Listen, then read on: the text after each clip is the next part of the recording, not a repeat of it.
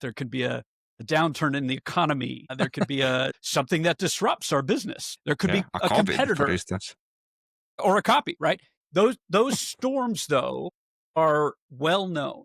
We understand what's causing those storms. We understand how to survive them, lower your costs, maybe unfortunately lay off some employees, and get through the difficult times until you can develop more business. But in a startup, it's important to appreciate that we're not likely to know what causes those storms. And so we're looking for personality types, which I referred to, personality types, which again, the research shows that there are certain types of people, there are certain personality types that will be successful in startups. Why would that be the case? Isn't it about experience and skills? No, unfortunately, it's actually not, because the level of effort and the risk tolerance, the emotional intelligence, and the ability to think outside the box is completely different in a startup than operating a business. And so when we're talking about accelerators, when we're talking about incubators, and I think they're different things.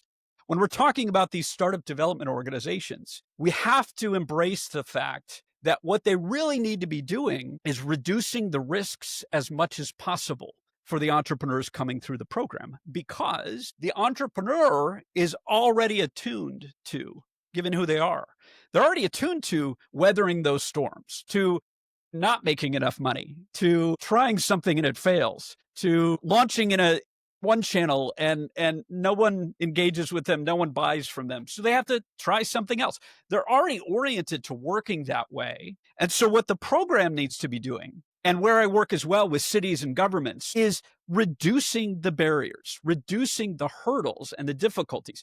We know, for example, that 90% of startups fail. Everyone's heard that conventional wisdom. Well, how many people have you ever heard ask, why can't we make it 80%?